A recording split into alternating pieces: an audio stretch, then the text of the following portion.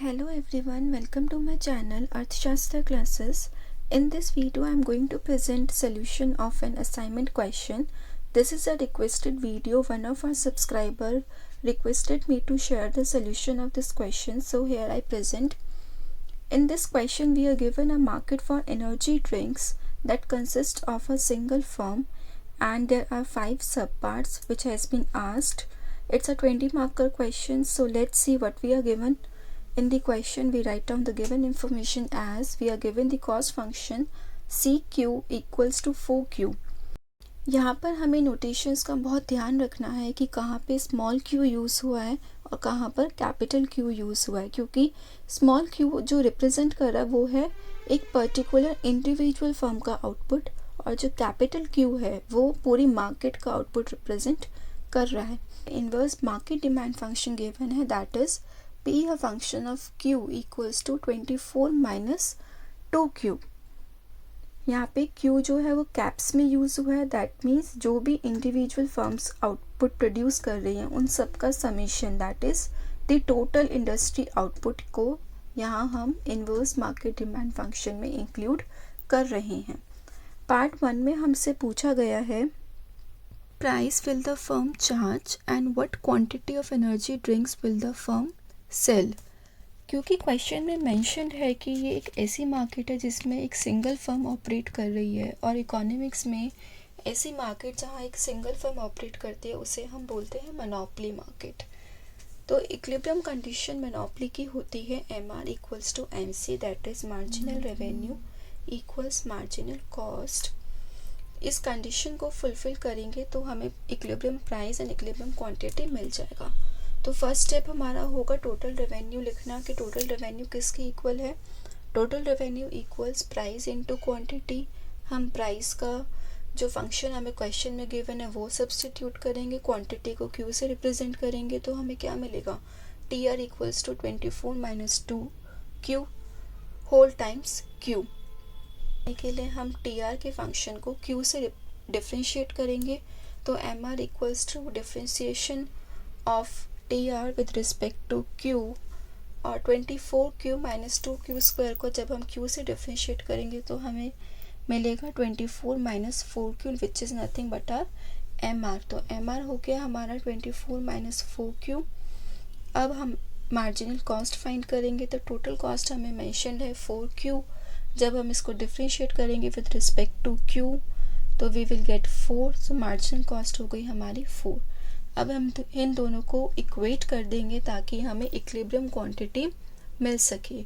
तो MC equals to MR और इन दोनों को हम इक्वेट करेंगे. 24 माइनस 4Q इक्वल्स टू 4.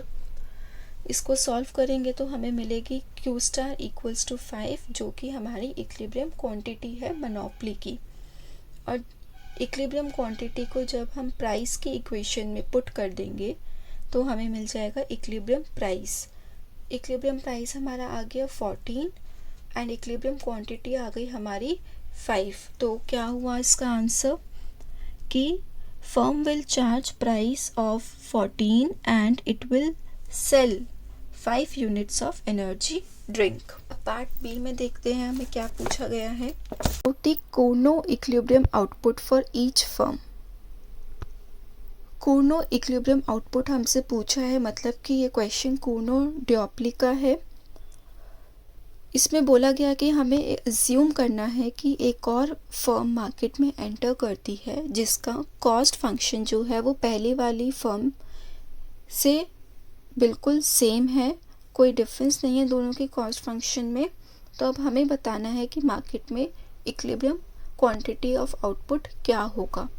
तो हमारे पास सिंगल फर्म थी तो हम Q से उसका आउटपुट डिनोट कर रहे थे इंडिविजुअल फर्म का, पर अब हमारे पास 2 फर्म्स हो गई हैं तो हम Q1 और Q2 की हेल्प से उन दोनों का आउटपुट डिनोट करेंगे. सो हम क्या लिखते हैं, let Q1 and Q2 be the quantity produced by firm 1 and firm 2 respectively. कि Q1 जो है वो फर्म 1 का आउटपुट है और Q2 जो है वो फर्म 2 का आउटपुट है. तो कॉस्ट फंक्शन क्या होगा फर्म 1 का, C a function of Q1 equals to 4Q1. ये हो गया हमारा फर्म 1 का फंक्शन और फर्म 2 का फंक्शन भी सेम ऐसे ही होगा C a function of Q2 equals to 4Q2।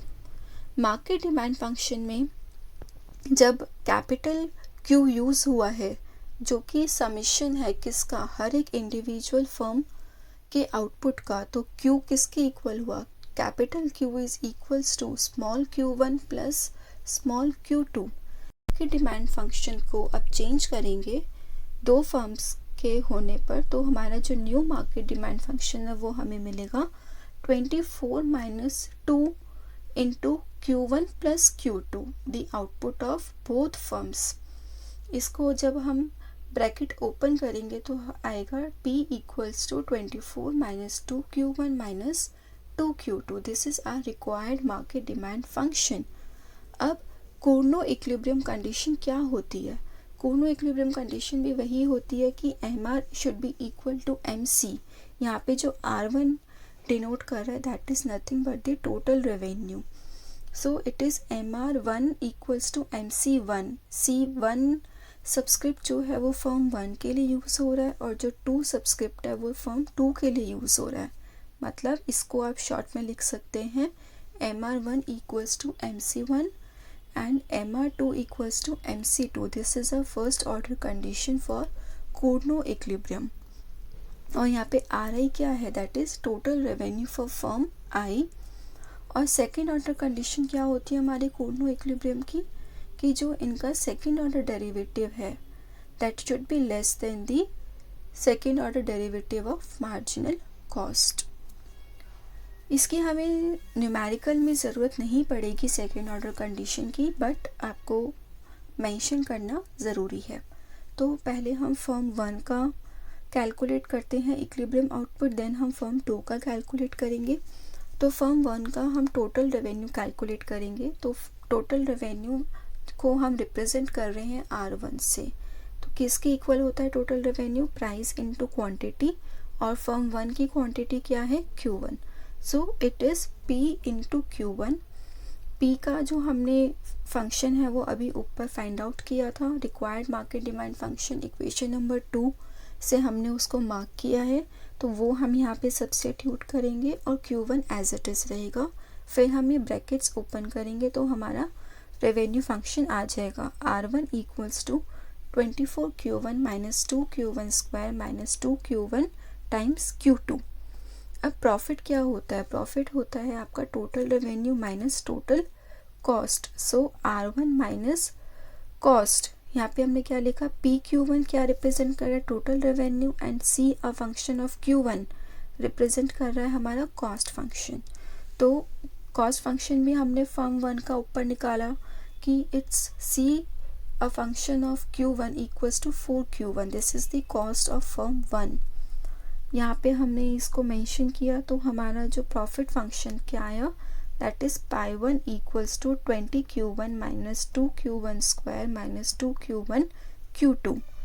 अब हमें बेस्ट रिएक्शन फर्म फंक्शन निकालना है फर्म 1 का। उसके लिए हम क्या करेंगे, हम प्रॉफिट फंक्शन को डिफ्रेंशिएट करेंगे Q1 के रिस्पेक्ट में। तो del Pi1 del Q1 equals to 20 minus 4 Q1 minus 2 Q2। अगर आपको डिफ्रेंशिएशन में कोई प्रॉब्लम है तो आप मुझे कमेंट सेक्शन में कमेंट करके ज़रूर बताएं। मैं कर दूंगी एक सेपरेट वीडियो जो आपको through out the MEC course आपके लिए हेल्पफुल रहेंगे। जब हम इस इक्वेशन को आगे सॉल्व करेंगे तो हमें Q2 के रिस्पेक्ट में एक फंक्शन मिल जाएगा, that is Q2 equals to 10 minus 2 Q1। 2 के लिए हम पहले टोटल रेवेन्यू फंक्शन लिखेंगे, उसके बाद हम उसका प्रॉफिट फंक्शन निकालेंगे जैसे कि अभी हमने फर्म 1 के लिए किया, और फिर उसका बेस्ट रिएक्शन फंक्शन निकालने के लिए हम उसको Q2 से डिफ्रेंशिएट कर देंगे तो हमें बेस्ट रिएक्शन फंक्शन फर्म 2 का मिल जाएगा। क्या है, Q2 equals to 5 minus 0.5 Q1। सारे सेम वही स्टेप्स फॉलो किए हैं जो हमने फर्म 1 के लिए फॉलो किए हैं। अब जब हमने दोनों फर्म्स के लिए बेस्ट रिएक्शन फंक्शन निकाल लिए तो हम उनको एक अपनी कन्वीनियंस के लिए दोबारा से लिख देते हैं। क्या है, फर्म 1 का फंक्शन आया Q2 a function of Q1 as 10 minus 2 Q1। Firm 2 का बेस्ट रिएक्शन फंक्शन आया हमारे पास Q2 equals to 5 minus 0.5 Q1। अब हमें इक्विलिब्रियम आउटपुट अगर निकालना है तो इन दोनों रिएक्शन फंक्शंस को सॉल्व करेंगे और उससे जो हमें वैल्यू मिलेगी वो होगी हमारी इक्विलिब्रियम आउटपुट ऑफ कूर्नो। तो हम इन दोनों इक्वेशंस को इक्वेट करेंगे तो हमें क्या मिलेगा, 10 minus 2 Q1 equals to 5 minus 0.5 Q1। इसको सॉल्व करने पे हमारे पास जो Q1 है वो आ जाएगा 10/3 यूनिट्स। जब इस Q1 को हम इक्वेशन नंबर 3 में पुट करेंगे तो हमें क्या मिलेगा, Q2 दैट इज़ 10/3 यूनिट्स। यहाँ पे आप नोट करिएगा कि Q1 एंड Q2 की वैल्यू सेम ही है। सो हमारा जो कूर्नो इक्विलिब्रियम आउटपुट है फॉर्म 1 का वो है 10/3 यूनिट्स और फॉर्म 2 का भी है 10/3 यूनिट्स। और क्वेश्चन में हमसे यही पूछा था तो हमने फाइंड आउट कर दिया है।